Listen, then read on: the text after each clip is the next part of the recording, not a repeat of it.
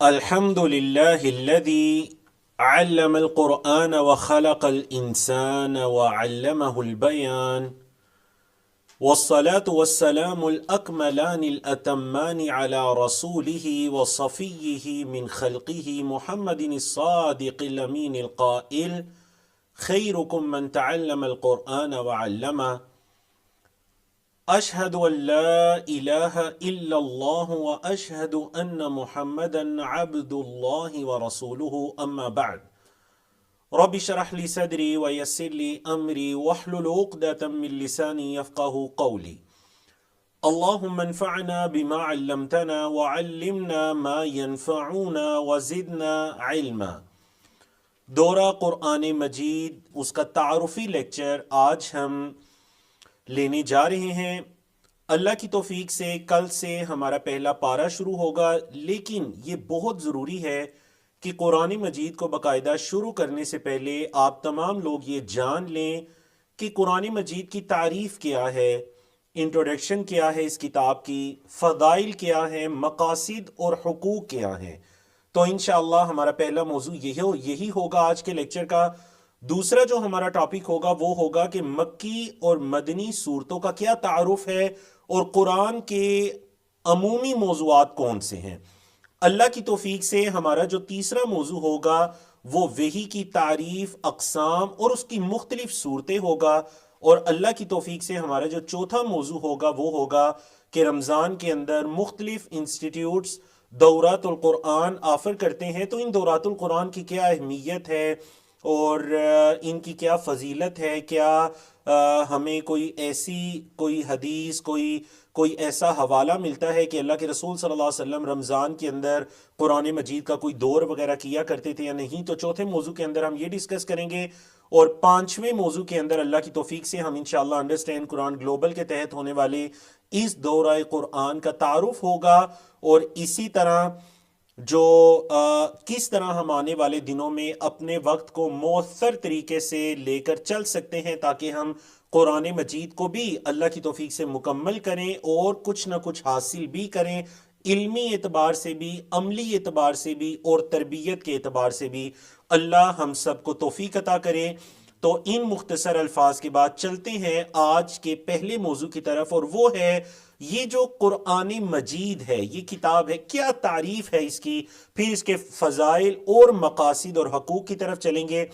قرآن مجید کی تعریف کے اندر علماء کرام نے کہا کہ قرآن مجید دراصل کلام اللہ تعالی المنزل علی نبیہ محمد صلی اللہ علیہ وسلم، المعجز بلفظه ومعناه، المتعبد بتلاوته، المنقول إلينا بالتواتر، المكتوب في المصاحف من أول سورة الفاتحة إلى آخر سورة الناس. ترجمہ سن لیجئے تعریف کا تاکہ آپ لوگ اچھی طرح سے سمجھ سکیں. جو کچھ پڑھایا جا رہا ہے ساتھ ساتھ اس کے نوٹس بنائیے. کلام اللہ تعالی، اللہ تعالیٰ کا کلام ہے، المنزل علی نبیہ محمد صلی اللہ علیہ وسلم، محمد صلی اللہ علیہ وسلم پر نازل کیا گیا، المنزل نازل کیا گیا، المعجز بلفظہ ومعناہ، اپنے الفاظ اور اپنے معنی کے اعتبار سے یہ معجز ہے، یہ عاجز کر دینے والا ہے. اس قرآن مجید کا معجزہ اس کے الفاظ میں بھی ہے اور ان الفاظ کے معانی میں بھی ہے. المتعبد بتلاوتی، اس کی تلاوت کرنا بھی عبادت ہے، ایک حرف کے بدلے میں اللہ 10 نیکیاں عطا کرتا ہے. المنقول الینا بالتواتر، قرآن مجید ہماری تک نقل کیا گیا تواتر کے ساتھ. عربی زبان میں تواتر اتنی بڑی تعداد کو کہتے ہیں جن کا جھوٹ پر اتفاق کر لینا عقلاً محال ہو. عقل میں یہ بات نہ آئے کہ اتنی بڑی تعداد کس طرح ایک جھوٹ پر متفق ہو سکتی ہے. عربی زبان میں اس کو کہتے ہیں متواتر یا تواتر. تو قرآن مجید ہم تک نقل کیا گیا تواتر کے ساتھ، اتنی بڑی تعداد کے ساتھ جن کا جھوٹ پر اتفاق کر لینا ممکن ہی نہیں ہے، محال ہے.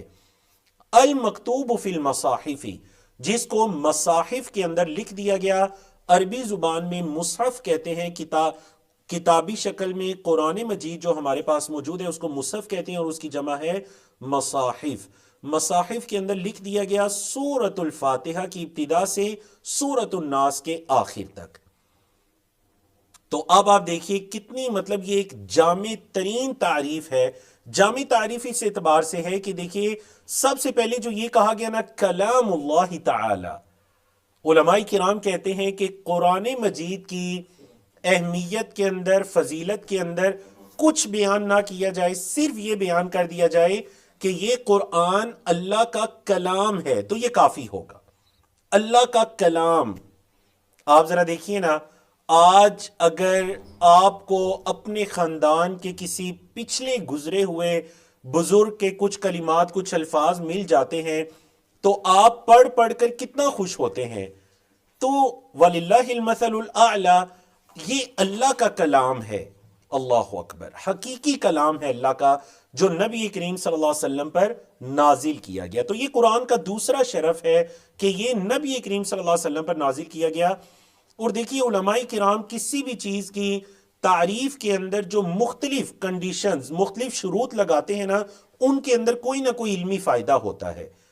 تو اب المنزل علی نبی محمد صلی اللہ علیہ وسلم کہہ کر گویا کہ علماء کرام یہ کہنا چاہتے ہیں کہ اللہ کا کلام تو آپ صلی اللہ علیہ وسلم سے پہلے انبیاء پر بھی اتارا گیا، ایسے ہی ہے، لیکن قرآن مجید اس کی تعریف یہ ہے کہ یہ نبی کریم صلی اللہ علیہ وسلم پر اتارا گیا، نبی کریم صلی اللہ علیہ وسلم پر اتارا گیا۔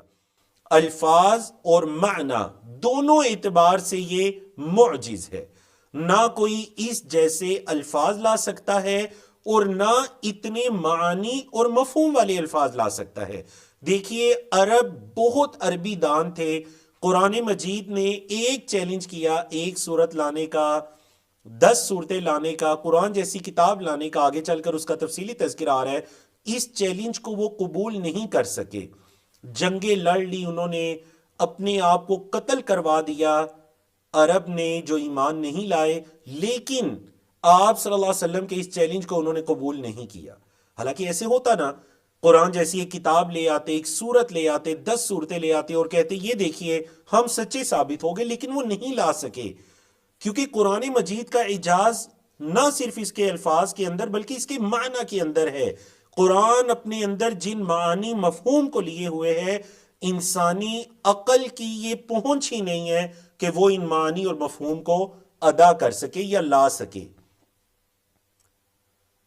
تو تیسرے نمبر پر یہ جو کہا گیا نا المتعبد بتلاوتہ، قرآن مجید کا تلاوت کرنا عبادت ہے، یہ کیوں کہا گیا؟ یہ اس وجہ سے کہا گیا تاکہ قرآن اور نبی کریم صلی اللہ علیہ وسلم کی احادیث کے اندر فرق ہو سکے، خاص کر احادیث کے اندر جو احادیث قدسیہ ہیں۔ کوئی یہ نہ سمجھ لے کہ حدیث قدسی کی کو پڑھنے سے، ان کی تلاوت کرنے سے بھی ایک حرف کے بدلے میں 10 نیکیاں ملیں گی۔ یہ خصوصیت صرف قرآن مجید کو حاصل ہے کہ اس کے ایک حرف کے بدلے میں اللہ رب العزت نے اجر و ثواب میں 10 نیکیاں رکھی ہیں۔ المنقول الینا بالتواتری، بتایا گیا کہ تواتر اتنی بڑی تعداد میں جس کو روایت کرنے والے ہیں، جن کا جھوٹ پر اتفاق کر لینا یہ ممکن نہیں ہے، عقل میں یہ بات نہیں آتی، انسانی عقل میں نہیں آتی کہ اتنی بڑی تعداد کسی زمانے میں کسی جھوٹ پر متفق ہو گئے ہیں، یہ کیسے ہو سکتا ہے؟ تو قرآن مجید کو یہ خصوصیت حاصل ہے کہ وہ تواتر کے ساتھ ہم تک منقول ہے اور مصاحف کے اندر لکھ دیا گیا، یہ تحریر شدہ ہے۔ یعنی مصحف کی جمع مصاحف، اللہ کے رسول صلی اللہ علیہ وسلم کے زمانے میں مختلف چیزوں پر قرآن مجید کو لکھا گیا، چمڑے کے ٹکڑے تھے، لکڑی تھی، درختوں کی پتھر تھے، ایسے مختلف دہاتیں تھیں جن پر قرآن مجید کو لکھ دیا گیا اور ان کو محفوظ کر لیا گیا۔ اور آپ کے علم میں ہے کہ جس طرح سے حضرت ابوبکر صدیق کے زمانے میں، حضرت عمر فاروق، حضرت زید بن ثابت، ان کے زمانے میں قرآن مجید کو ان تمام چیزوں سے جمع کیا گیا کتابی شکل میں، اور پھر حضرت عثمان بن عفان رضی اللہ تعالیٰ عنہ کے زمانے کے اندر اس قریش کی لغت پر سب کو جمع کر کے تمام ممالک کے اندر قرآن مجید کے نسخے مصاحف کی شکل میں روانہ کر دیے گئے۔ اب چلتے ہیں جی اپنے پہلی موضوع کے دوسرے حصے کی طرف، اور وہ ہے قرآن مجید کے ذاتی اور صفاتی نام۔ قرآن مجید سے بھی ہمیں قرآن مجید کے 4 ذاتی نام پتہ چلتے ہیں اور اس کے علاوہ قرآن مجید کے صفاتی نام ہیں۔ تو نوٹ کیجئے قرآن مجید کے 4 ذاتی نام کون سے ہیں؟ القرآن، الکتاب، الفرقان، الذکر۔ یہ 4 قرآن مجید کے ذاتی نام ہیں۔ القرآن اور اس کی دلیل ان علینا جمعہ وقرآنا فاذا قرأناه فاتبع قرآنا۔ الکتاب وهذا کتاب انزلناه مبارک مصدق الذی بین یدیہ۔ الفرقان تبارک الذی نزل الفرقان على عبده ليكون للعالمین نذیرا۔ الذکر انه لذکر لك ولقومك وسوف تسألون۔ تو ان تمام آیات کا ترجمہ یا تفسیر نہیں کی گئی، اور اس کی وجہ یہ ہے کہ یہاں پر ان آیات کو ذکر کرنے کا مقصد ان کا ترجمہ یا تفسیر کرنا نہیں، بلکہ قرآن مجید کے ذاتی جو 4 نام ہیں ان کا ریفرنس، ان کا حوالہ دینا ہے کہ قرآن مجید کی آیات سے ہی قرآن کے یہ 4 ذاتی نام ہمیں پتہ چلتے ہیں۔ اس کے علاوہ قرآن مجید کے صفاتی نام ہیں۔ امام زرکشی رحمہ اللہ گزرے ہیں جنہوں نے علوم القرآن پر ایک بڑی خوبصورت کتاب لکھی ہے۔ وہ بتاتے ہیں ان کی تحقیق کے مطابق قرآن مجید کے 55 نام ہیں جو کہ ذاتی اور صفاتی ہیں۔ بعض علماء کرام نے قرآن مجید کے ذاتی اور صفاتی ناموں کو 90 تک ذکر کیا ہے۔ کچھ صفاتی نام ہم جانتے ہیں: التنزیل، الحدیث، قرآن مجید کو الحدیث بھی کہا گیا، اللہ نزل احسن الحدیث، الموعظہ، الشفاء، الرحمہ، النور، الحق، العظیم، المصحف۔ قرآن مجید کے کچھ اوصاف بھی ذکر ہیں: العظیم، القرآن العظیم، القرآن الکریم، القرآن المتین، القرآن المجید، القرآن العزیز۔ اللہ اکبر۔ اور ان تمام کے معنی کے اندر دیکھیے قرآن مجید ان ناموں کو اتنا تفصیل سے بیان کرنے کا مقصد کیا ہے؟ مقصد یہ ہے کہ اگر ہم قرآن کے 4 ذاتی نام دیکھیں تو قرآن مجید ایک عاجز کر دینے والی کتاب ہے، جو ایک ہی ٹائم میں القرآن سب سے زیادہ پڑھی جانے والی کتاب ہے، الکتاب یہ کتاب ہے، الفرقان حق و باطل میں فرق کرنے والی ہے۔ کسی انسان کو پتہ نہیں چل رہا حق کیا ہے باطل کیا ہے، قرآن مجید سے رہنمائی لے لیجئے، کیونکہ قرآن مجید کو اللہ نے فرقان کہا۔ الذکر یہ نصیحت ہے، اس کے ذریعے کوئی بھی انسان نصیحت پکڑ سکتا ہے، اپنی تربیت کر سکتا ہے، یہ اس کے لیے سب سے بہترین نصیحت ہے۔ اسی طرح جو صفاتی نام ہم نے ذکر کیے، التنزیل اس کے نزول کی طرف اشارہ ہے، الحدیث یہ اللہ کا کلام ہے، یہ اللہ کی باتیں ہیں، یہ اللہ کی گفتگو ہے، الموعظہ یہ قرآن مجید نصیحت ہے، الشفاء یہ قرآن مجید شفا ہے، یہ ظاہری اور باطنی دونوں امراض کے لیے شفا ہے، الرحمہ اس قرآن مجید کا پڑھنا، اس پر عمل کرنا، اس کے مطابق زندگی گزارنا یہ رحمت ہے، النور یہ نور ہدایت ہے، الحق یہ ایسا حق ہے، لا یأتیہ الباطل من بین یدیہ ولا من خلفہ جس کے آگے پیچھے دائیں بائیں سے باطل نہیں آ سکتا، العظیم یہ عظیم کتاب ہے، المصحف صحیفے سے اشارہ ہے، اس کو درج کر دیا گیا، اس کو لکھ دیا گیا۔ تو یہ قرآن مجید کی جتنا ہم جب بھی قرآن مجید کی تلاوت کے دوران آپ دیکھیں قرآن کی کوئی صفت یا قرآن کا نام آیا ہے نا، تو آپ اپنی توجہ اور زیادہ کر لیا کریں اور اس صفت کے ترجمے کے اعتبار سے دیکھا کریں کہ کتنی پیاری صفت ہے قرآن مجید کی، تو کیا واقعتاً اس کتاب کے اندر یہ صفت پائی جا رہی ہے یا نہیں۔ دوسرا یہ ہے کہ کیا میں قرآن مجید کی صفت سے محروم تو نہیں، قرآن مجید موعظہ ہے، کیا میں نے بھی نصیحت حاصل کی یا نہیں، قرآن مجید شفا ہے، کیا بیماری کی صورت میں سب سے پہلے میرے دل میں قرآن مجید کا سورۃ الفاتحہ کا خیال آتا ہے یا دنیاوی میڈیسن اور ان چیزوں کا خیال آتا ہے۔ الرحمہ کہیں میں قرآن کی رحمت سے محروم تو نہیں، نور میں قرآن کے نور ہدایت سے محروم تو نہیں، الحق مجھے اگر حق و باطل کا نہیں پتا چل رہا تو کیا میں قرآن سے حق کو لینے والا ہوں یا نہیں؟ تو ہر قرآن کی صفت کو دیکھا کیجئے کہ کہیں میں قرآن کی صفت سے محروم تو نہیں۔ اللہ رب العزت ہمیں توفیق عطا کرے۔ چلتے ہیں اپنے پہلے موضوع کے تیسرے حصے کی طرف، اور وہ ہے قرآن مجید کی اہمیت و فضیلت۔ سب سے پہلی اہمیت یہ ہے کہ قرآن مجید اللہ کی طرف سے نازل شدہ کتاب ہے۔ تنزیل من الرحمن الرحیم، تنزیل الکتاب من اللہ العزیز الحکیم، تنزیل نازل کردہ ہے اس رحمان اور رحیم ذات کی طرف سے۔ تنزیل الکتاب اس کتاب کا نازل کرنا ہے من اللہ العزیز الحکیم، اس اللہ کی طرف سے جو غالب حکمت والا ہے۔ قرآن مجید کی دوسری فضیلت کو جان لیجئے کہ قرآن اللہ کا کلام ہے اور اللہ کی کلمات ہیں۔ اللہ اکبر۔ اللہ نے فرمایا سورۃ الفتح آیت نمبر 15 وَإِنْ أَحَدٌ مِّنَ الْمُشْرِكِينَ اسْتَجَارَكَ فَأَجِرْهُ، اگر کوئی مشرکوں میں سے آپ سے پناہ طلب کرے تو اس کو پناہ دیجئے، حَتَّى يَسْمَعَ كَلَامَ اللَّهِ، یہاں تک کہ وہ اللہ کے کلام کو سن لے۔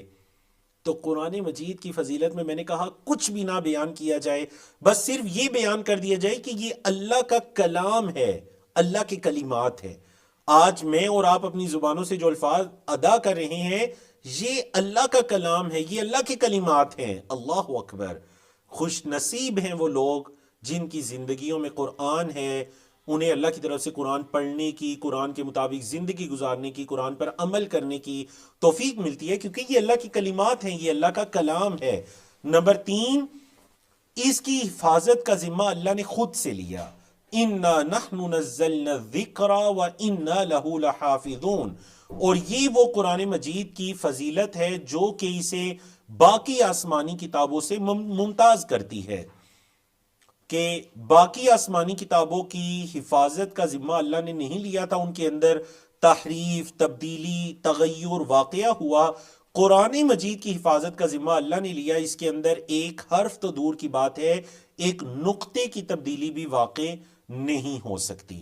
نمبر 4، قرآن مجید ایک چیلنج ہے۔ سب مل کر قرآن جیسی ایک کتاب یا 10 صورتیں یا ایک صورت بھی نہیں لا سکتے۔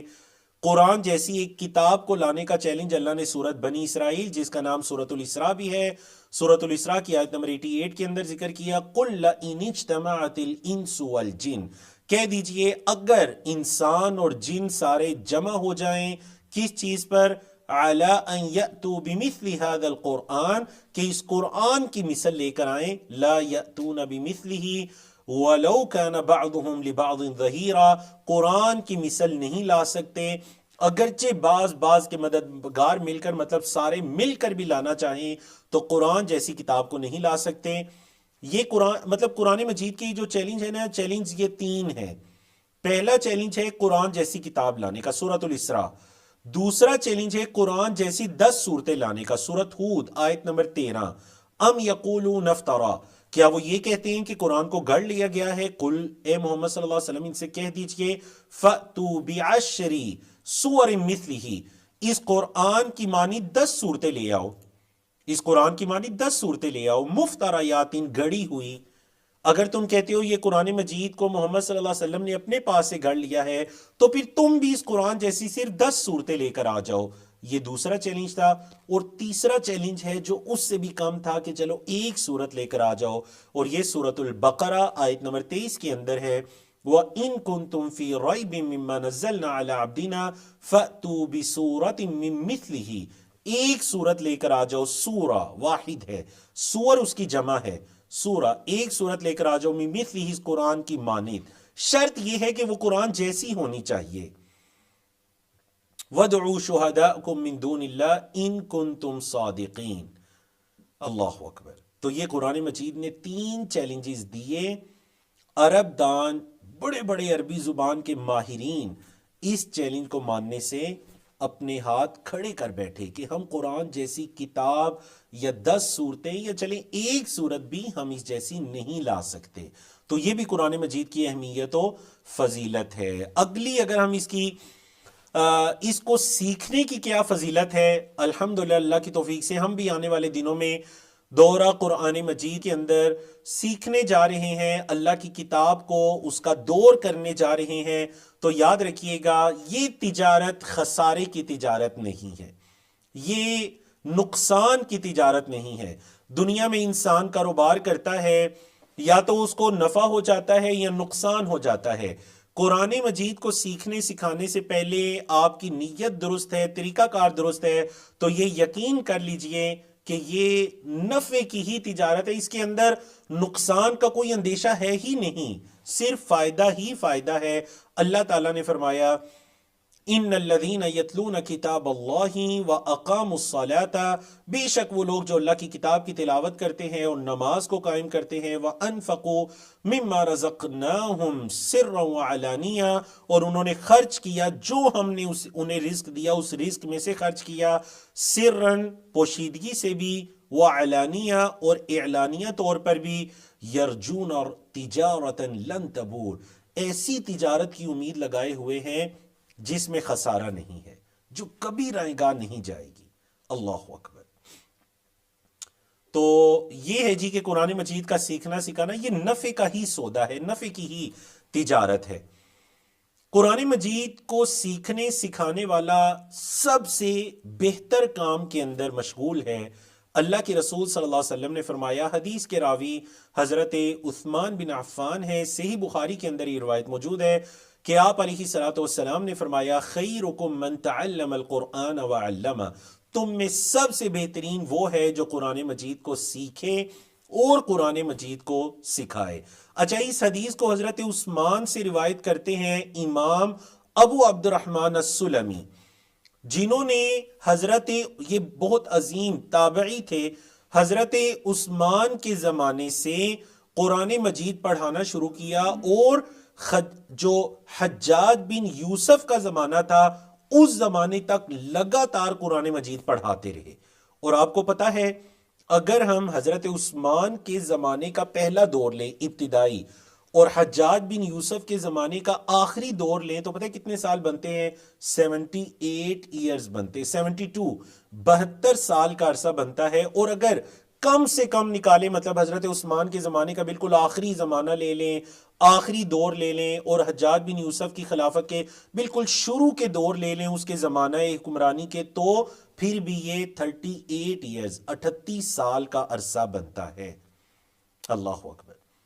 حضرت امام ابو عبد الرحمن السلمی سے یہ پوچھا جاتا کہ آپ ایک جگہ پر مسجد میں بیٹھ کر لوگوں کو قرآن مجید پڑھا رہے ہیں اتنے طویل عرصے سے، تھکاوٹ نہیں ہوتی، اکتاہٹ نہیں ہوتی؟ تو فرمایا کرتے، وَذَاكَ الَّذِي أَقْعَدَنِي مَقْعَدِي هَذَا، یہ وہ حدیث ہے، خیرکم من تعلم القرآن وعلمہ، جس نے ہمیں ہماری اس جگہ پر بٹھایا ہوا ہے. اٹھنا چاہتے ہیں، یہ حدیث نہیں اٹھنے دیتی کہ خیرکم من تعلم القرآن وعلمہ. کوئی اور کام کرنا چاہتے ہیں، یہ حدیث نہیں کرنی دیتی کہ تم میں بہترین وہ ہے جو قرآن مجید کو سیکھے اور سکھائے.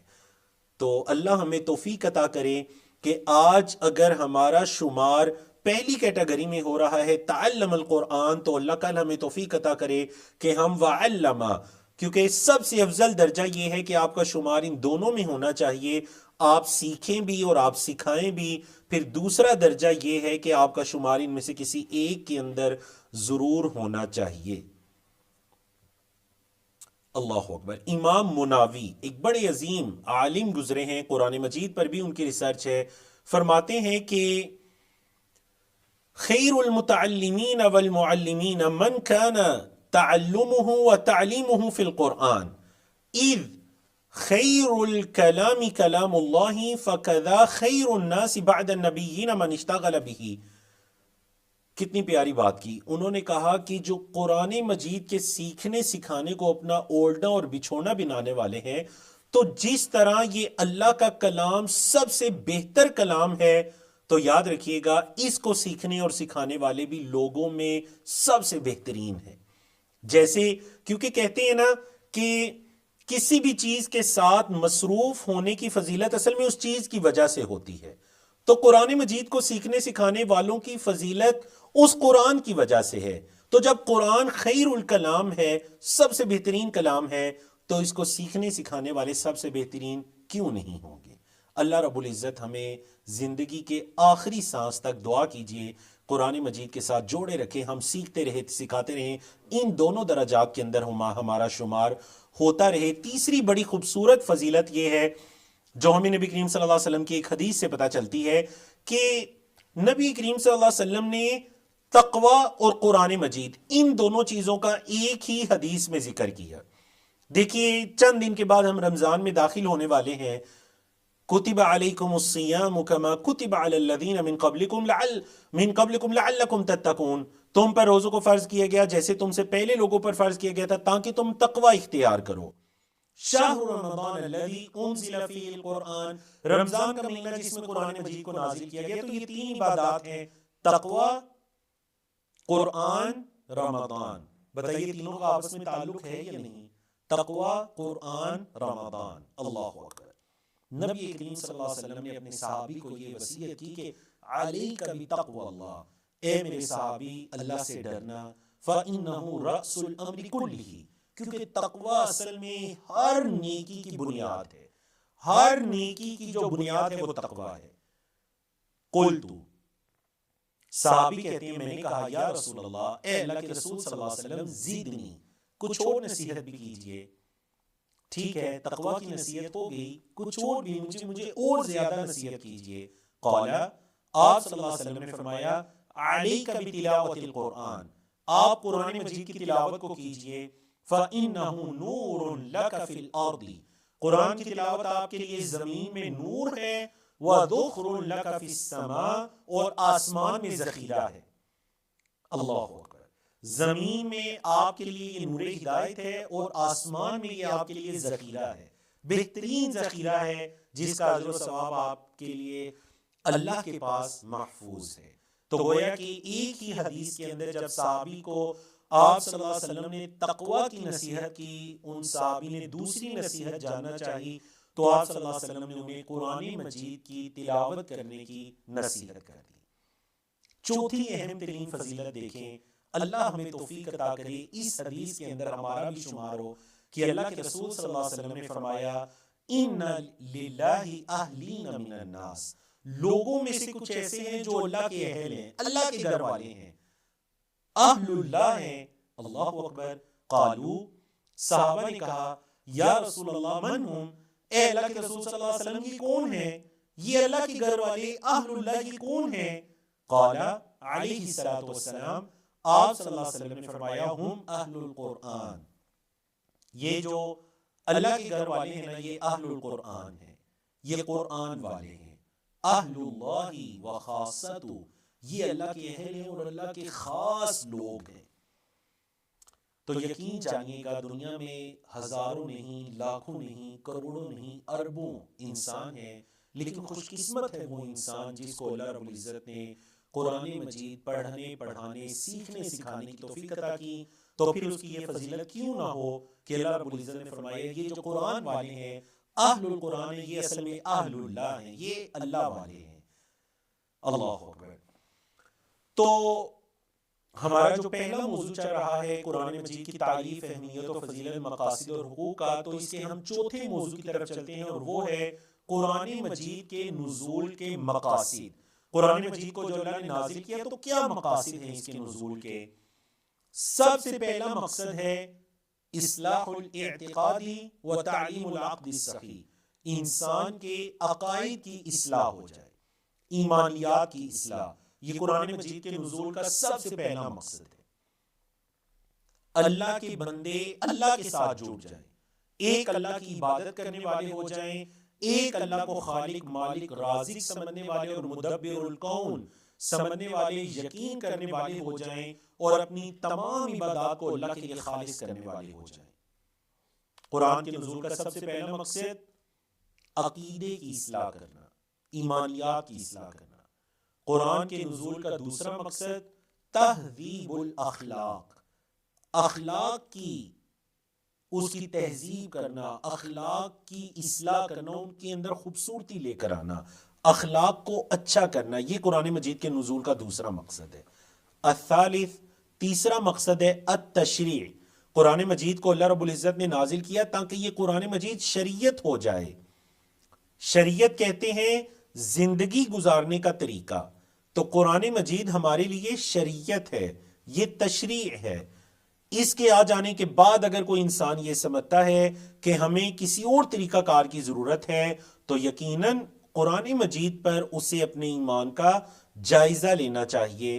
چوتھا اس کا مقصد ہے سیاست الامہ، امت کی سیاست، امت کا جو ایک مفہوم ہے قرآن مجید لوگوں کو یہ احساس دلاتا ہے کہ اس قرآن مجید کے ذریعے ہی اللہ رب العزت نے قوموں کو عزت بھی عطا کی، انہوں نے حکمرانی بھی کی، اور انہوں نے سیاست کا لفظی مطلب ہوتا ہے انتظامات کی تدبیر کرنا۔ قرآن مجید ہمیں سکھاتا ہے کہ انتظامات کی تدبیر کیسے کی جاتی ہے۔ قرآن مجید کے نزول کا جو پانچواں مقصد ہے وہ ہے القصص و اخبار الامم السالفہ، جو گزشتہ امتیں ہیں ان کے واقعات کو بیان کرنا۔ اور یاد رکھیے گا ان کے واقعات کو اس لیے بیان کیا گیا، ہماری کتاب کے اندر جو سب سے زیادہ تذکرہ ہے محمد صلی اللہ علیہ وسلم کے علاوہ حضرت موسیٰ کا ہے، حضرت ابراہیم کا ہے، یہ گزشتہ انبیاء رسول ہیں تاکہ ہم ان کے اور ان کے اقوام کے تذکروں کو سن کر اپنی اصلاح کر سکیں، ہم ان قوموں کی طرح نہ ہو جائیں جو کہ ہلاکت میں واقع ہوئیں، ورنہ ہم بھی ہلاکت کی طرف جانے والے ہو جائیں گے۔ قرآن مجید کے نزول کا جو چھٹا مقصد ہے وہ یہ ہے کہ قرآن مجید جو اس کے مخاطبین ہیں ان کے مطابق قرآن مجید تعلیم و تعلم کا اہتمام کرتا ہے، دعوت کے اسلوب ہیں، طریقہ کار ہیں، حکمت کے ساتھ، موعظہ حسنہ کے ساتھ، وجادلہم باللتی ہی احسن، اور اگر بحث مباحثے کی نوبت آتی ہے تو اس طرح سے کرنے جو سب سے بہترین اور خوبصورت انداز ہے۔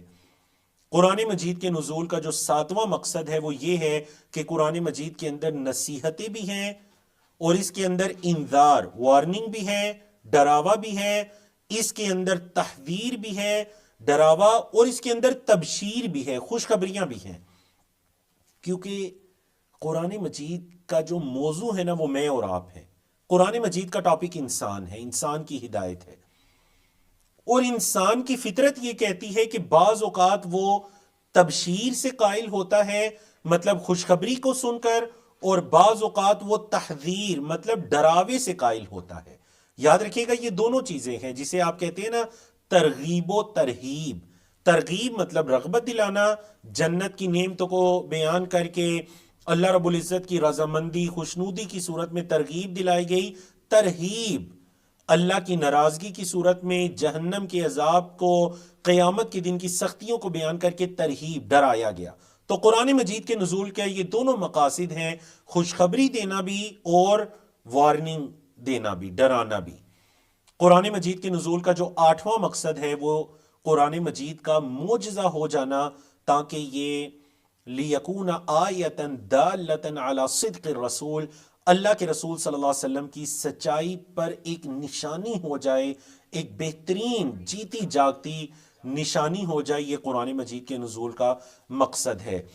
تو بعض علماء کرام نے اس آیت کی روشنی میں، سورۃ صاد کی جو آیت نمبر 29 ہے نا، اس کی روشنی میں قرآن مجید کے دو مقاصد کو بیان کیا، مطلب ایک سمری کے طور پر خلاصتاً ان تمام مقاصد کو اگر ہم جمع کرنا چاہیں نا تو ان دو مقاصد میں جمع ہوتے ہیں، کتاب انزلناہ الیک مبارک لیدبروا آیاتہ وَلِيَتَذَكَّرَ أُولُو الْأَلْبَابِ، یہ کتاب ہے ہم نے اس کو نازل کیا آپ کی طرف، مبارکن برکت والی ہے، لِيَدَّبَّرُوا آیَاتِهِ تاکہ وہ قرآن کی آیات میں تدبر کریں۔ پہلا مقصد کیا ہے؟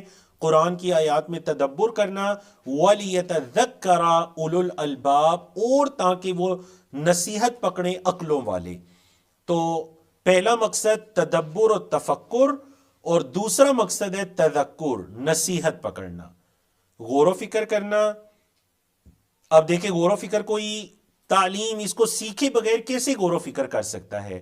آپ سے اگر یہ کہا جائے کہ اس معاملے میں غور و فکر کیجئے تو آپ کہیں گے پہلے وہ معاملہ تو مجھے بتائیے، میں اس کو سنوں گا، سمجھوں گا، اس کے بعد اس میں غور و فکر کروں گا۔ تو قرآن مجید میں غور و فکر، تدبر کا مطلب یہ نہیں کہ سیکھے بغیر، سوچے سمجھے بغیر۔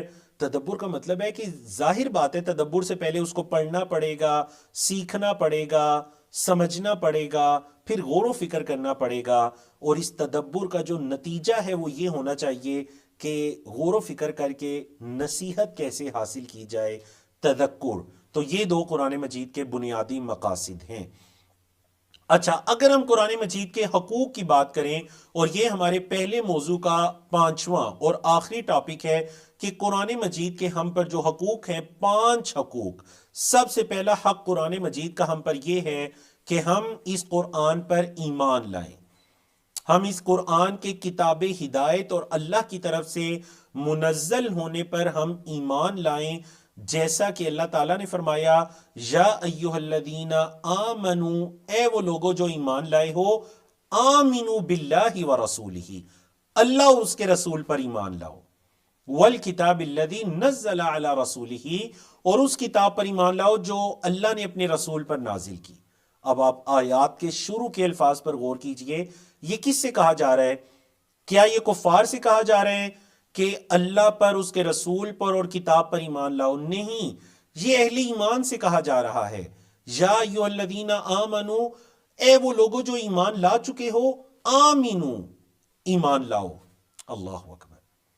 تو پتہ چلا ایمان لانے کی ضرورت صرف کوئی غیر مسلموں کو نہیں ہے، ہمیں بھی ایمان لانے کی ضرورت ہے، ہمیں بھی اپنے یقین کے اندر اضافہ کرنے کی ضرورت ہے۔ سورۃ النساء آیت نمبر 136، اے ایمان والو، ایمان لاؤ اللہ پر، اس کے رسول پر، اور جو کتاب اس نے اپنے رسول پر اتاری اس کتاب پر۔ اللہ اکبر۔ مطلب یہ کہ ایمان لانے کا حق ادا کر دو۔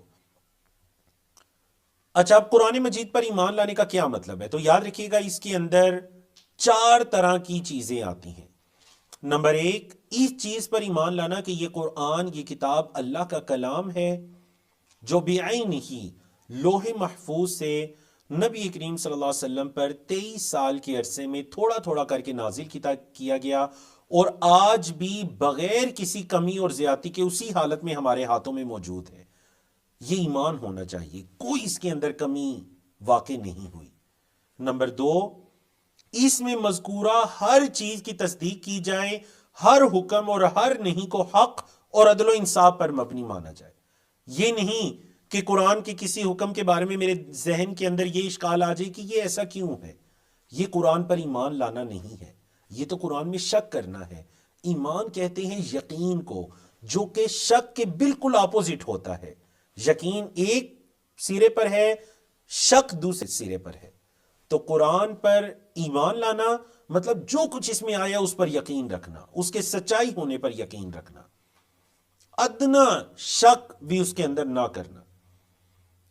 نمبر 3، ایمان لانے کا مطلب یہ ہے کہ اس میں جو حلال ہے اس کو حلال سمجھنا، اور اس میں جو حرام ہے اس کو حرام سمجھنا۔ نمبر 4، یہ کتاب قیامت تک کے لیے ہے۔ جی، ایسی باتیں آپ کے کانوں میں پڑتی ہیں نا کہ دیکھیے یہ جو باتیں ہیں یہ شاید پچھلے دور کے لیے تھی، نہیں، یہ کتاب ایک ایسی عالمگیر سچائی ہے جو قیامت تک کے لیے کتاب ہدایت ہے۔ قومیں آتی جاتی رہیں گی، زمانے آتے جاتے رہیں گی، اس کتاب کے احکامات قیامت تک کے لیے بالکل پرفیکٹ ہیں۔ ان میں یہ نہیں ہو سکتی کہ اب زمانہ چونکہ بدل چکا ہے تو اس کتاب کے اندر بھی کوئی اپڈیٹ ہونی چاہیے، بدل نہیں۔ یہ کتاب ہے اور قیامت تک کے لیے یہ بالکل قابل عمل ہے اور قابل ایمان ہے۔ کوئی تعلیم یا کوئی ایسی نئی تھیوری آ کر اس کو منسوخ نہیں کر سکتی۔ قرآن مجید کا یہ تو پہلا حق تھا، ایمان لانا۔ دوسرا حق یہ ہے کہ قرآن مجید کی تلاوت کی جائے، صبح شام اس کی تلاوت کی جائے، دن رات اس کی تلاوت کی جائے۔ الذین آتیناہم الکتاب، وہ لوگ کہ جنہیں ہم نے کتاب دی، یتلونہ حق تلاوتی، جیسے اس کی تلاوت کرنے کا حق ہے ویسے اس کی تلاوت کرتے ہیں۔ فرمایا اللہ نے یہ جو تلاوت کرتے ہیں نا اولئک یؤمنون بہ، یہ ہیں جو اس پر ایمان رکھتے ہیں۔ آپ دیکھیے نا آیت کا مفہوم مخالف دیکھیے، پہلے آیت کو سمجھیے، جو اس کی تلاوت کرتے ہیں یہی ہیں جو اس پر ایمان رکھتے ہیں۔ تو سوال یہ پیدا ہوتا ہے جو اس کی تلاوت کو نہیں کرتے، بالکل انہوں نے قرآن کو چھوڑ دیا، پس پش ڈال دیا، بچپن میں ایک مرتبہ پڑھ کر وہ ختم کیا تو ایسے لگا جیسے زندگیوں سے ہی قرآن مجید ختم ہو گیا۔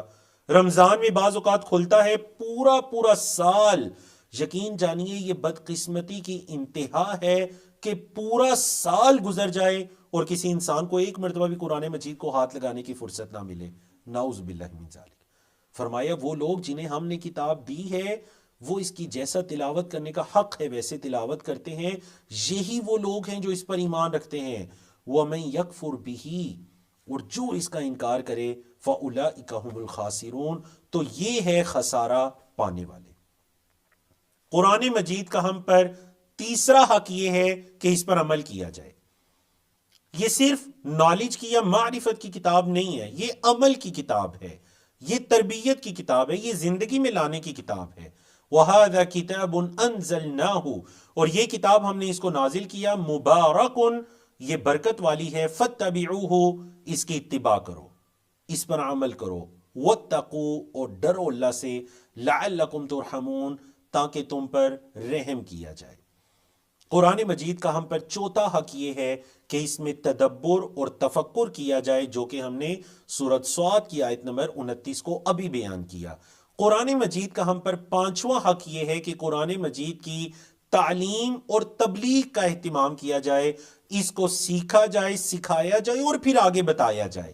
نبی کریم صلی اللہ علیہ وسلم نے صحیح بخاری کے اندر یہ حدیث ہے، آپ صلی اللہ علیہ وسلم نے فرمایا بلغوا عنی ولو آیا، مجھ سے پہنچا دو چاہے ایک آیت ہی کیوں نہ ہو، ایک آیت ہی کیوں نہ ہو، مجھ سے آگے پہنچا دو۔ اللہ اکبر، بلغوا عنی۔ تو اس وجہ سے بعض لوگ جو یہ سمجھتے ہیں کہ پہلے پورے قرآن مجید کا علم حاصل کیجئے، یہ والے علوم آپ کے پاس ہونے چاہیے، پھر آپ کسی کو دعوت دینے کے قابل ہوگے۔ نہیں، اگر ایک آیت کا علم بھی ہے، ہاں شرط یہ ہے کہ اس آیت کا علم اچھے سے ہونا چاہیے۔ اور اگر کوئی ایسا سوال آپ سے ہوتا ہے جو آپ کے علم میں نہیں ہے تو اپنی رائے سے، اپنے دماغ سے جواب نہ دیجیے، بلکہ اہل علم کی طرف رجوع کیجیے اور اس کا حل پوچھیے، اور جس آیت کا علم ہے اس کو آگے پہنچائیے۔ کوئی عالم بھی، کوئی فقیہ بھی یہ نہیں کہتا کہ پہلے ایک درجے پر پہنچ جاؤ، اتنے سال کی محنت یا یہ کرو اور اس کے بعد پھر آگے دوسروں لوگوں کو بتاؤ۔ نہیں، شریعت تو یہ کہتی ہے اگر ایک آیت بھی سیکھی ہے تو آگے دوسروں کو سکھاؤ، ایک حدیث بھی سیکھی ہے تو دوسروں کو سکھاؤ، یہ تو خیر کا کام ہے۔ تو اس وجہ سے ہمیشہ اپنی اور دوسروں کی اصلاح کی فکر کیا کیجیے۔ الحمدللہ رب العالمین، آج کا جو ہمارا سب سے طویل ٹاپک تھا، پہلا موضوع قرآن مجید کی تعریف کے بارے میں، فضیلت اور اہمیت کے بارے میں، اور اس کے مقاصد اور حقوق کے بارے میں، اللہ کی توفیق سے ہم نے وہ موضوع مکمل کیا۔ چلتے ہیں آج کے اپنے دوسرے موضوع کی طرف، اور وہ موضوع یہ ہے کہ قرآن مجید کی صورتوں کے اندر کچھ صورتیں مکی ہیں، کچھ صورتیں مدنی ہیں۔ مکی صورتیں کون سی ہیں، مدنی صورتیں کون سی ہیں؟ آنے والے دنوں میں انشاءاللہ جب ہم قرآن مجید کی مختلف صورتوں کو پڑھا کریں گے تو اگر آج کا یہ موضوع ہمیں اچھی طرح سے سمجھ آیا تو ان صورتوں کو سمجھنے کے اندر بھی کیا ہو جائے گا جی، آسانی ہو جائے گی۔ قرآن مجید 23 سال کے عرصے میں نبی کریم صلی اللہ علیہ وسلم پر نازل ہوا۔ یہ جو زمانہ تنزیل تھا، قرآن مجید کے نزول کا زمانہ، یہ دو حصوں میں منقسم ہے۔ نمبر 1 مکی دور، نمبر 2 مدنی دور۔ اکثر لوگوں سے جب یہ پوچھا جائے کہ مکی اور مدنی صورتوں میں کیا فرق ہے تو وہ کیا جواب دیتے ہیں؟ جو مکہ میں نازل ہوئی وہ مکی، اور جو مدینہ میں نازل ہوئی وہ مدنی۔ حالانکہ صحیح جواب یہ نہیں ہے۔ صحیح جواب یہ ہے کہ نبی کریم صلی اللہ علیہ وسلم کی ہجرت سے پہلے جو قرآن مجید کی صورتیں، جو قرآن مجید کا حصہ نازل ہوا وہ مکی کہلایا، اور آپ صلی اللہ علیہ وسلم کی ہجرت کے بعد قرآن مجید کا جو حصہ نازل ہوا وہ مدنی کہلایا۔ تو یہاں پر بیسک کیا ہے؟ ہجرت نبوی۔ ہجرت نبوی سے پہلے مکی دور قرآن مجید مکی کہلایا، اور مدنی دور قرآن مجید مدنی کہلایا۔ مدنی دور کے اندر یہ وہ ہے جو آپ صلی اللہ علیہ وسلم نے مدینہ منورہ ہجرت کی اس کے بعد کی آیات. تو اس اعتبار سے دیکھیں کچھ آیات ایسی ہیں جو حدیبیہ کے مقام پر، اب وہ مکہ مکرمہ کے قریب ہے، کچھ حجۃ الوداع کے موقع پر، کچھ فتح مکہ کے موقع پر نازل ہوئیں. تو کیا ہم ان کو مکی سمجھیں گے کیونکہ وہ مکہ مکرمہ میں یا اس کے قرب و جوار میں نازل ہو رہی ہیں؟ نہیں، وہ مدنی ہی کہلائیں گی. کیوں؟ کیونکہ وہ ہجرت کے بعد نازل ہو رہی ہیں. کل قرآن مجید کے اندر 114 صورتیں ہیں، جن میں سے 86 صورتیں مکی ہیں، جبکہ 28 صورتیں مدنی ہیں. 86 صورتیں مکی اور 28 صورتیں مدنی ہیں. کچھ علماء کا یہ قول بھی ہے کہ متفقہ مدنی صورتیں جن پر تمام مفسرین کا اتفاق ہے وہ 20 ہیں، باقی کی جو جن میں اختلاف ہے وہ 12 ہیں. اور اسی طرح وہ یہ کہتے ہیں کہ متفقہ جو مکی صورتیں ہیں وہ 86 ہیں، 86 ہیں. کیونکہ کچھ ایسی صورتیں ہیں جن کا کچھ حصہ مکہ میں نازل ہوا، کچھ حصہ مدینہ میں، مطلب ہجرت سے پہلے نازل ہوا مکہ میں، اور کچھ حصہ ہجرت کے بعد مدینہ میں. تو علماء کرام کے دو طرح کے اقوال ہیں کہ یہ مکی صورت ہے یا مدنی صورت ہے. تو اس اعتبار سے مختلفی. اب دیکھیے، اگر آپ یہ پوچھنا چاہیں کہ ہم مکی اور مدنی صورتوں میں کیسے فرق کر سکتے ہیں، اگر ہم تلاوت کر رہے ہوں تو کچھ ایسی نشانیاں ہوں کہ ہمیں پتہ چل جائیں کہ یہ مکی صورت ہے یا مدنی صورت ہے. ہاں جی، ایسی نشانیاں موجود ہیں. مکی صورتوں میں آیات مختصر ہیں، مدلل ہیں.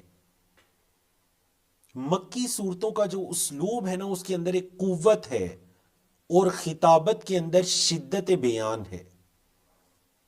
چونکہ ہجرت سے پہلے جو آپ صلی اللہ علیہ وسلم کے مد مقابل تھے وہ بت پرست تھے، مشرک تھے، متکبر اور مغرور عناصر تھے. تو ان کو مخاطب کرنے کے لیے جو قرآن مجید اترا اس کے اندر ویسی ہی شدت ہے. اور مکی صورتوں کے اندر عقائد، ایمانیات کی دعوت ہے. قیامت کے دن پر ایمان، اللہ پر ایمان، فرشتوں پر ایمان، گزشتہ انبیاء پر ایمان، رسولوں پر ایمان، انہی پر زیادہ توجہ ہے. گزشتہ انبیاء اور رسول کے واقعات، اور مسلمانوں کو صبر اور نرمی کا حکم دیا گیا ہے. جبکہ اس کے برعکس مدنی صورتوں میں آپ کو کیا دکھائی دے گا؟ آیات مختصر نہیں بلکہ لمبی لمبی ہیں، اور مدنی صورتیں طویل ہیں، اور ان کے اندر احکامات متعدد ہیں، جبکہ ان کا انداز سادہ اور نرمی والا ہے. کیوں؟ کیونکہ جو مدنی صورتوں کے مخاطبین ہیں وہ اہل اسلام ہیں. ان میں سے اہل کتاب اور منافقین کا تذکرہ، مطلب منافقین کا تذکرہ آپ کو مکی صورت میں تو نہیں مل سکتا. منافقین کا تذکرہ ملے تو جان لیجئے گا کہ یہ مدنی صورت ہے. اہل کتاب کا تذکرہ ملے، بنی اسرائیل کا لفظ آ جائے، بنی اسرائیل کا تذکرہ ملے تو جان لیجئے گا یہ مدنی صورت ہے، کیونکہ اہل کتاب مدینہ منورہ میں تھے، یہود و نصارہ. جبکہ ان میں عبادات اور معاملات کے غالب احکام ہیں، جبکہ یہاں مدنی صورتوں کے اندر جہاد کے مسائل ہیں، قتال کے، جو مدینہ منورہ کے پہلی اسلامی ریاست کو جو مسائل درپیش تھے یا جن چیزوں کی ضرورت تھی وہ آپ کو مدنی صورتوں کے موضوعات میں دکھائی دیں گے. اب اگر ہم یہ جاننا چاہیں کہ مکی صورتوں کی اور مدنی صورتوں کی پہچان کیسے ہو سکتی ہے الفاظ کے اعتبار سے، تو دیکھیے، اگر آپ کو کسی صورت میں لفظ کلا، کلا، کلا سیعلمون یہ لفظ دکھائی دے دے نا، وہ مکی صورت ہے. پہلے ہم 6 نشانیاں بتائیں گے مکی صورتوں کی. لفظ کلا آ جائے تو وہ کیا ہوتی ہے؟ مکی صورت. حضرت آدم علیہ السلام اور ابلیس کا واقعہ، قصہ آ جائے تو وہ بھی مکی صورت ہوتی ہے سوائے سورۃ البقرہ کی، کیونکہ سورۃ البقرہ کی بھی ابتدا میں حضرت آدم کا واقعہ موجود ہے. سوائے سورۃ البقرہ کے پورے قرآن مجید میں جس جگہ حضرت آدم اور ابلیس کا واقعہ ہے تو جان لیجئے گا کہ یہ مکی صورت ہے.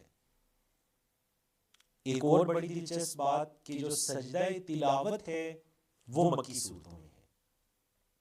اللہ کی وحدانیت، انسانوں کی موت کے بعد روز قیامت دوبارہ اٹھایا جانا مکی صورتوں میں ہے.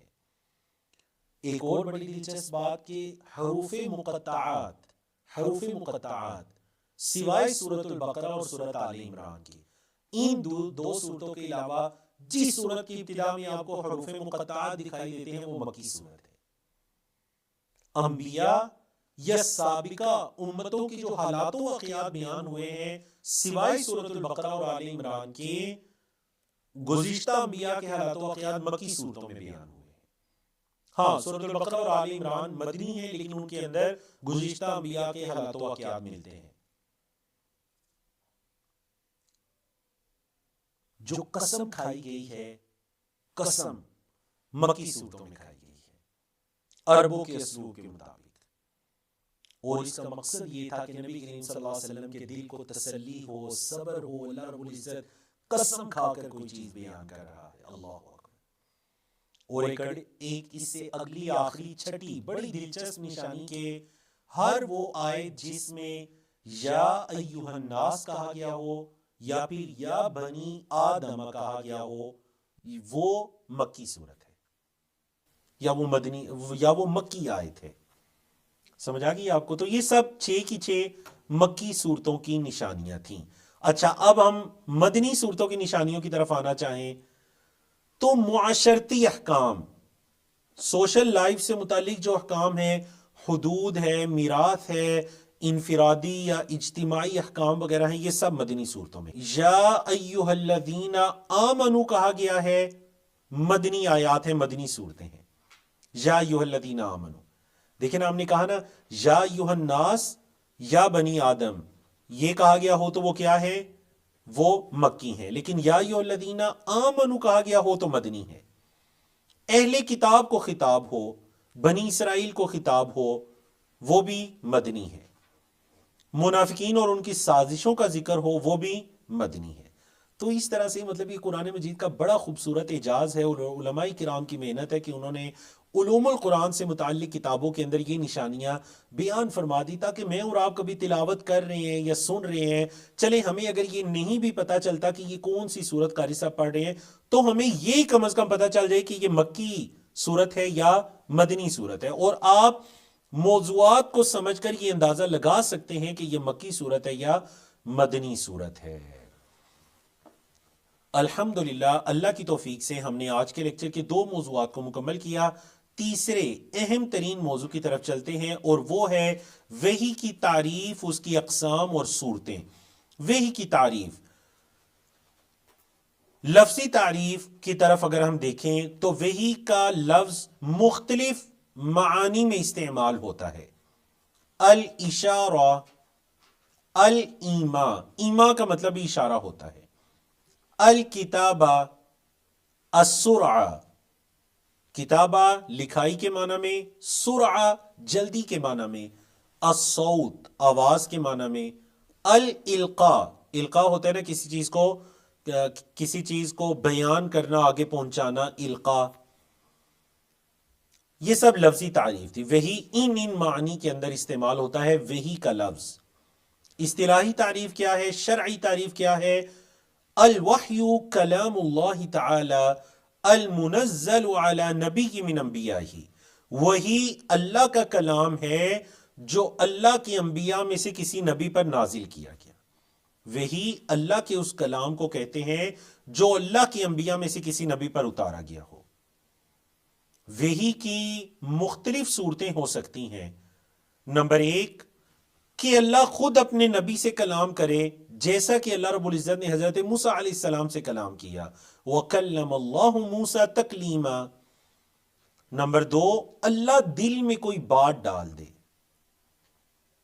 نمبر 3 سچے خواب کے ذریعے کوئی بات بتا دی جائے. نمبر 4 جبریل امین کو کوئی پیغام دے کر بھیجے، اور قرآن مجید سارا کا سارا یہی جو چوتھی صورت ہے نا، جبریل امین کے ذریعے سے نبی کریم صلی اللہ علیہ وسلم کے قلب اطہر پر اتارا گیا، نازل کیا گیا. اب اگر ہم یہ جاننا چاہیں کہ وحی کا لفظ قرآن مجید کے اندر کن کن معانی کے لیے استعمال ہوا، تو سب سے پہلے وحی کا لفظ قرآن مجید میں استعمال ہوا الارسال، ارسال کے معنی میں۔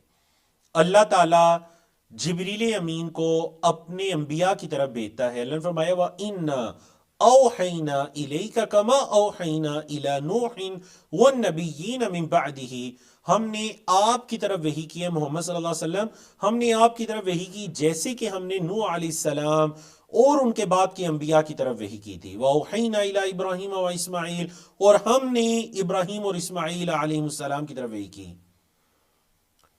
نمبر 2، وحی کا لفظ قرآن مجید میں استعمال ہوتا ہے اشارہ کے معنی میں، اشارہ۔ فَأَوْحَى إِلَيْهِمْ أَن سَبِّحُوا بُكْرَةً وَعَشِيًّا، انہوں نے اشارہ کیا، سورۃ مریم کی بالکل ابتدا میں انہوں نے ان لوگوں کی طرف اشارہ کیا کہ صبح شام اللہ کی تسبیح بیان کرو۔ تو یہاں پر وحی کا کیا مطلب ہے؟ اشارہ کرنا۔ نمبر 3، الہام۔ دیگر آیات بھی موجود ہیں باحوالہ، لیکن ہم ایک ایک آیت کو ذکر کر رہے ہیں۔ الہام، وحی کا ایک مطلب ہوتا ہے الہام، مطلب اللہ دل میں کوئی بات ڈال دیتا ہے جس سے دل کو اطمینان مل جاتا ہے۔ وَأَوْحَى رَبُّكَ إِلَى النَّحْلِ، تیرے رب نے مکھی کی طرف وحی کی۔ کیا مطلب؟ مطلب اللہ نے اسے الہام کر دیا، یہ بات اس کے دل میں ڈال دی۔ اور اسی طرح وَأَوْحَيْنَا إِلَى أُمِّ مُوسَىٰ، ہم نے موسیٰ علیہ السلام کی والدہ کی طرف وحی اتاری۔ کیا مطلب وحی اتاری؟ مطلب یہ کہ ان کے دل میں اللہ نے یہ بات ڈال دی کہ وہ حضرت موسیٰ علیہ السلام کے ساتھ یہ معاملہ کریں، تو اللہ کی طرف سے الہام۔ نمبر 3، امر کے معنی میں کیا مطلب؟ مطلب اللہ تعالیٰ کچھ کرنے کا حکم دے دیتا ہے، جیسے یومئذ تحدث اخبارہا، جس دن زمین اپنی خبروں کو بیان کرے گی۔ کیوں خبروں کو بیان کرے گی؟ بِأَنَّ رَبَّكَ أَوْحَىٰ لَهَا، کیونکہ آپ کے رب نے اسے حکم دیا ہوگا۔ زمین کو آپ کا رب حکم دے گا کہ اپنی خبروں کو بیان کرو، سورۃ الزلزلہ کی آیت۔ تو یہاں پر اوحا، وحی کا لفظ کس معنی میں استعمال ہو رہا ہے؟ امرا، حکم کے معنی میں۔ نمبر 5، وحی کا لفظ استعمال ہوتا ہے القول اور کلام کے معنی میں، گفتگو کرنا، کسی سے بات کرنا، جیسے کہ فَأَوْحَى إِلَىٰ عَبْدِهِ مَا أَوْحَىٰ، تو اللہ رب العزت اپنے انبیاء رسول سے ہم کلام ہوا۔ نمبر 6، الاعلام، وحی کے ذریعے سے کوئی بات علم میں لانا، کوئی بات بتا دینا۔ وَمَا كَانَ لِبَشَرٍ أَن يُكَلِّمَهُ اللَّهُ إِلَّا وَحْيًا، کسی انسان کے لیے نہیں ہے کہ اللہ اس سے کلام کرے مگر وحی۔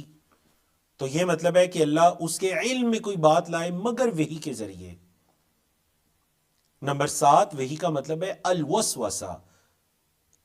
وحی کا لفظ قرآن مجید میں وسوسہ کے معنی میں بھی استعمال ہوا۔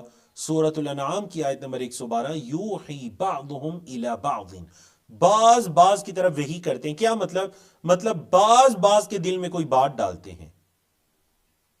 تو دیکھیے یہ وحی کے جتنے بھی 7 معنی گزرے نا، ان 7 معنی کے اندر یہ کس چیز کی طرف لوٹتے ہیں؟ یہ لوٹتے ہیں الاعلام الخفی السریع، اعلام، کوئی بات بتا دینا انتہائی جلدی کے ساتھ، مخفی طریقے سے، پوشیدگی، جلدی کے ساتھ کوئی بات بتا دینا، دل میں ڈال دینا، بتا دینا۔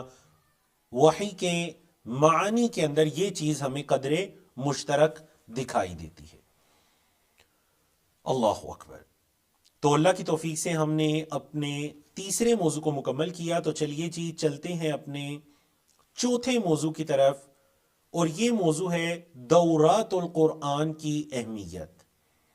ان دورات القرآن کے ذریعے سے، اور انشاءاللہ خاص انڈرسٹینڈ قرآن گلوبل کے تحت منعقد ہونے والے اس دورہ قرآن مجید کے ذریعے سے کم وقت میں زیادہ مواد کو آپ پڑھ سکتے ہیں، اپنے آپ کو مستقل مزاج بنا سکتے ہیں۔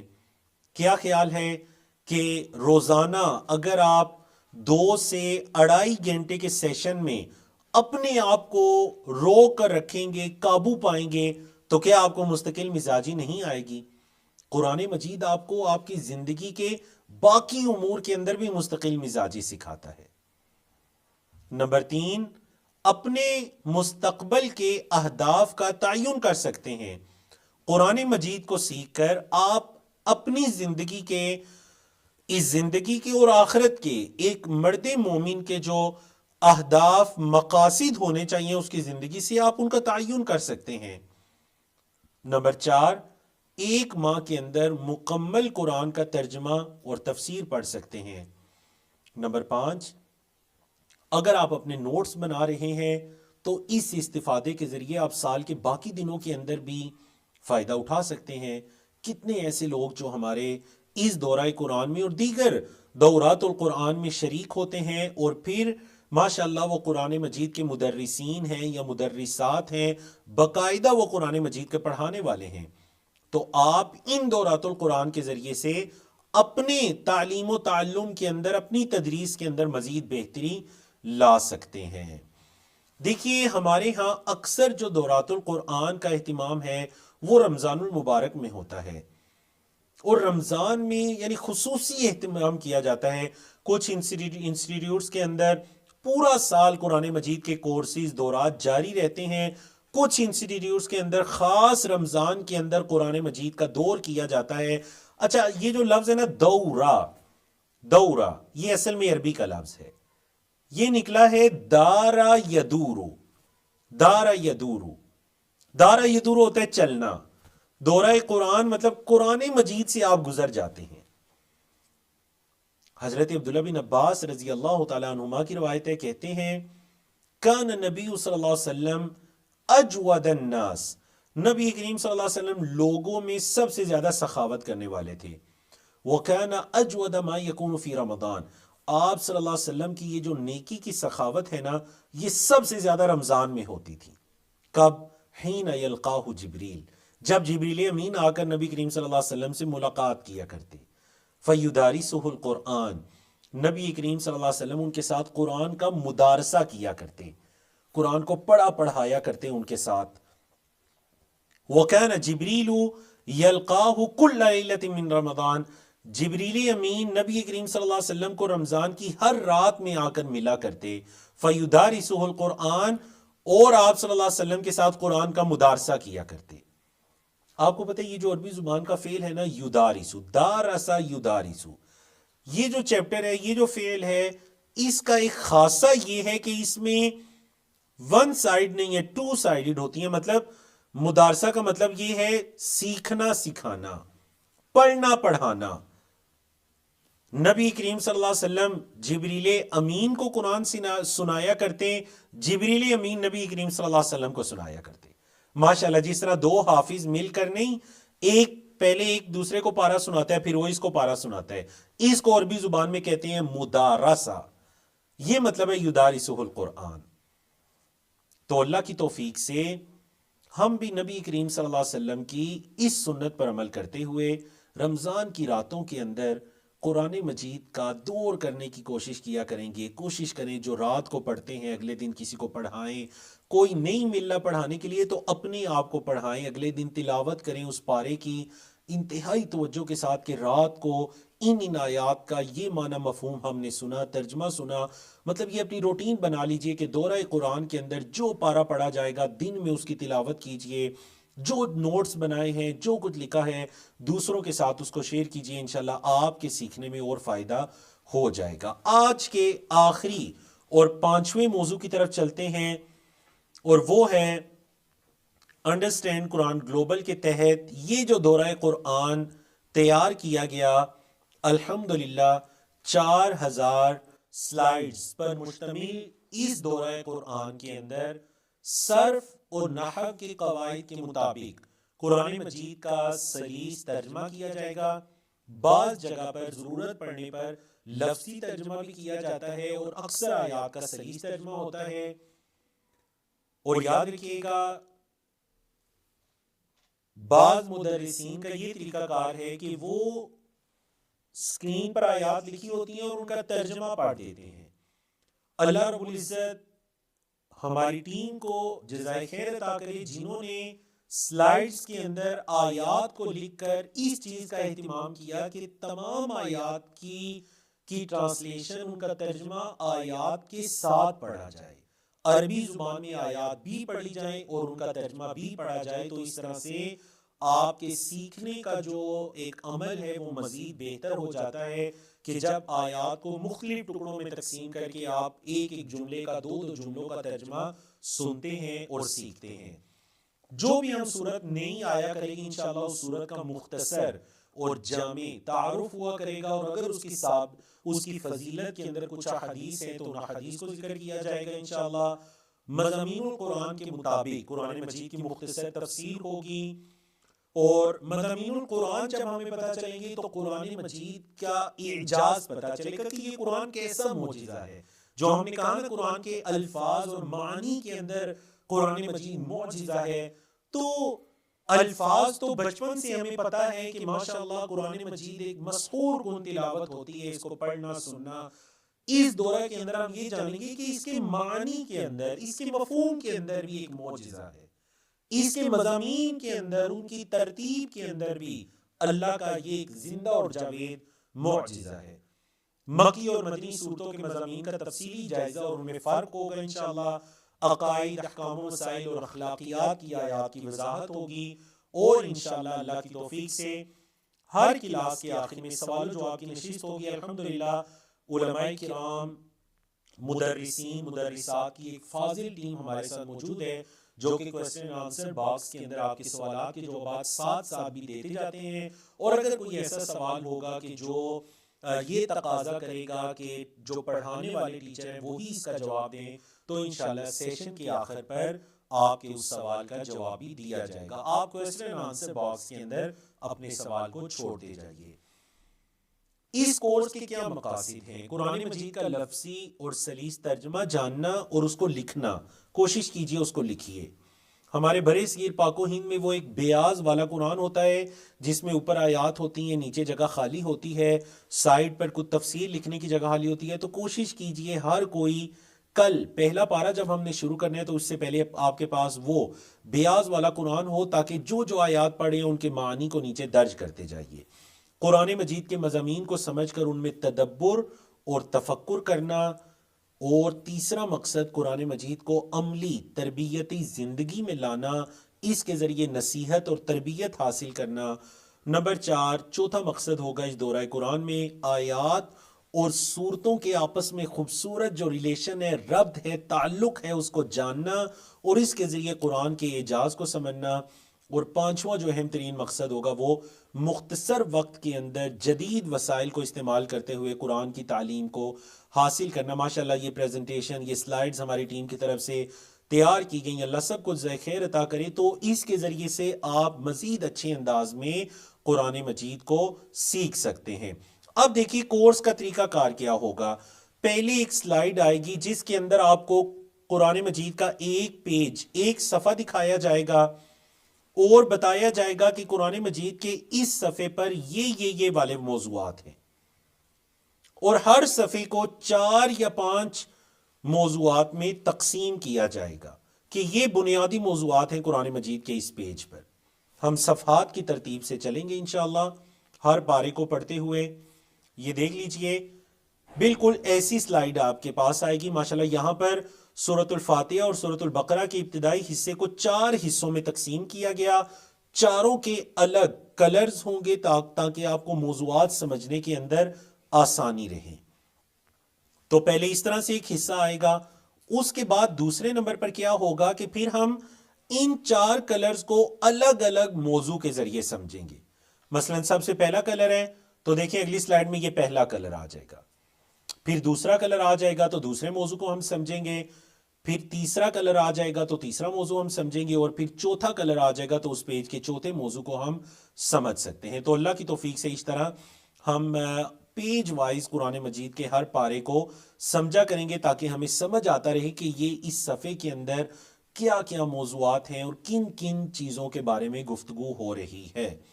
ہر سورت کی ابتدا میں ہم اس صورت کا مختصر اور جامع تعارف پڑھیں گے، اور اگر اس کی فضیلت میں کوئی حدیث ہے تو انشاءاللہ وہ پڑھی جائے گی، اور اگر اس کی اہمیت کے اندر صحابہ کرام میں سے کسی کا یا سلف صالحین میں سے کسی کا کوئی قول منقول ہو تو اس قول کو ذکر کیا جائے گا۔ دیکھیں قرآن مجید کی ہر لائن کے اندر ضمائر پروناؤنز یوز ہوتے ہیں۔ ہمارے انڈرسٹینڈ قرآن کے کورسز کے اندر ان پروناؤنز پر خصوصی توجہ دی جاتی ہے، کیونکہ یہ ایک ایسے الفاظ ہیں جو ہر لائن کے اندر ہی تقریباً آتے ہیں۔ یہ پروناؤنز جن کو عربی میں یا اردو میں آپ ضمائر کہتے ہیں، ان ضمائر کا ترجمہ اکثر اوقات 2 مرتبہ کیا جائے گا۔ پہلی مرتبہ ایز اے پروناؤن، وہ، آپ، ہم۔ دوسری مرتبہ اس پروناؤن سے مراد کیا ہے، اس کا ناؤن کیا ہے۔ مثال کے طور پر ذَلِكَ الْكِتَابُ لَا رَيْبَ فِيهِ، یہ کتاب، اس میں کوئی شک نہیں، لا ریبہ کوئی شک نہیں، فیہ اس میں یعنی قرآن میں، فیہ یعنی فی ھذا الکتاب، تو ہی سے مراد کیا ہے یہ بھی انشاءاللہ بتایا جائے گا، تاکہ ضمائر کو سمجھنے کے اندر کیا ہو، آپ کے لیے آسانی ہو جائے۔ یہ دیکھیے سورۃ سبا ہے، تو بالکل اس کا ابتدائی تعارف ہم اس طرح سے انشاءاللہ اس کورس کے اندر بیان کریں گے کہ سورۃ سبا کی کل 54 آیات ہیں، اور اس سورت کا نام اس کی آیت نمبر 15 کی مناسبت سے رکھا گیا ہے، اور اس سورت کے اندر قوم سبا کا تفصیلی تذکرہ ہے، اور اس کے موضوعات کے اندر آیت نمبر 1 سے لے کر 21 تک میں اللہ کی وحدانیت کا ذکر ہے، پھر اس کے بعد اگلی آیات کے اندر اگلے موضوعات ہیں، تو آیات وائز ہم شروع میں ہر سورت کی سمری کو سمجھ لیا کریں گے انشاءاللہ العزیز۔ یعنی یہ طریقہ آپ کو شوق بھی دلائے گا۔ دیکھیں جب سورۃ البقرہ کے یا سورۃ سبا کے تعارف میں آپ کو یہ بتا دیا جائے گا کہ آیت نمبر 10 سے لے کر 14 تک میں حضرت داؤد اور حضرت سلیمان علیہ السلام کا تذکرہ ہے، تو ایک شوق پیدا ہوگا کہ چلے میں کچھ دیر رکوں اور میں دیکھوں کہ آیت نمبر 10 سے لے کر 14 میں حضرت سلیمان اور داؤد علیہ السلام کا کیسے تذکرہ ہے۔ ایسے ہی ہے جی، آیت نمبر 22 سے لے کر 30 تک میں مشرکین کے قیامت کے دن کے حوالے سے شبہات کا ذکر ہے، تو میں سنوں کہ مشرکین کو کیا شبہات تھے قیامت کے دن کے حوالے سے، کیوں وہ شک کرتے تھے قیامت پر، تو انشاءاللہ ان کا تذکرہ ہوگا۔ اس طرح سے ہم صورتوں کو لے کر چلیں گے۔ بعض جگہ پر ایسا ہوگا کہ اگر کسی آیت کی تفسیر کے اندر کوئی حدیث ذکر کرنا لازمی ہے، کیونکہ علماء امت کے قول کے مطابق الحدیث یفسر القرآن، نبی کریم صلی اللہ علیہ وسلم کی حدیث قرآن کی تفسیر کرتی ہے، تو انشاءاللہ ہم بھی اسی قاعدے اسی رول کے مطابق اگر کسی آیت کریمہ کو سمجھنے کے لیے ہمیں کسی حدیث کی ضرورت پڑے گی تو وہ نیچے انشاءاللہ ہماری سلائیڈ کے اندر درج کر دی جائے گی، جیسا کہ آپ کو یہاں پر دکھائی دے رہا ہے۔ بعض سلائیڈز کے اندر آپ کو کچھ آیات کا اس طرح سے خاکہ بنا کر ان آیات کو سمجھایا جائے گا کہ مطلب یہ آیت کریمہ ہے، اس ایک آیت کے اندر پورے کے پورے دین کو جمع کر دیا گیا ہے۔ سورۃ البقرہ کی آیت نمبر 177 ہے، قرآن مجید کا صفحہ نمبر 27 ہے جس پر یہ آیت کریمہ ہے، تو اس طرح سے ہم اس آیت کو اچھی طرح سے سمجھ سکیں گے کہ اس کے اندر ایمانیات کا بھی ذکر ہے، اللہ کی راہ میں خرچ کرنے کا بھی ذکر ہے، اور اس کے اندر ارکان اسلام کا بھی ذکر ہے، اقام الصلاۃ وآت الزکاۃ، اس طرح سے ارکان کا بھی ذکر ہے، اور اس کے اندر مطلب حقوق اللہ اور حقوق العباد کا بھی تذکرہ ہے، تو اس اعتبار سے ہمیں آیات کو سمجھنے میں مزید آسانی رہے گی۔ کچھ الفاظ ایسے ہیں جن کو سمجھنے کے لیے لازماً آپ کے سامنے کچھ پکچرز آئیں گی، ان تصاویر کے ذریعے۔ مثال کے طور پر سورۃ ابراہیم کی جب آیت نمبر 24 سے لے کر 26 تک ہم پڑھیں گے تو ہمیں پتا چلے گا کہ اللہ رب العزت نے ان آیات کے اندر ایک درخت کا ذکر کیا جس کو اللہ نے فرمایا شجرہ طیبہ، اور ایک درخت کا ذکر کیا جس کو اللہ نے فرمایا شجرہ خبیثہ۔ تو شجرہ طیبہ سے مراد کون سا درخت ہے، تصویر کے ساتھ آپ کو دکھایا جائے گا، اور شجرہ خبیثہ سے مراد کون سا درخت ہے، تصویر کے ساتھ آپ کو دکھایا جائے گا انشاءاللہ العزیز۔ تو اس طرح سے آپ کے سمجھنے کا عمل مزید بہتر ہو جائے گا۔ تو الحمدللہ اللہ رب العزت کی توفیق سے ہم نے اپنے تعارفی لیکچر کو اور اس تعارفی لیکچر کے اندر 5 موضوعات کو مکمل کیا۔ انشاءاللہ اللہ کی توفیق سے کل اسی ٹائم سے ہم پہلا پارہ شروع کرنے جا رہے ہیں۔ سبق سے بھرپور فائدہ اٹھانے کے لیے ساتھ ساتھ نوٹس بنائیے، مشکل الفاظ کے معنی کو لکھتے جائیے، کسی دوسرے کو پڑھانے کی کوشش کیجیے۔ کفارہ مجلس کی دعا پڑھتے ہیں، سبحانک اللہم و بحمدک اشہد ان لا الہ الا انت استغفرک و اتوب الیک۔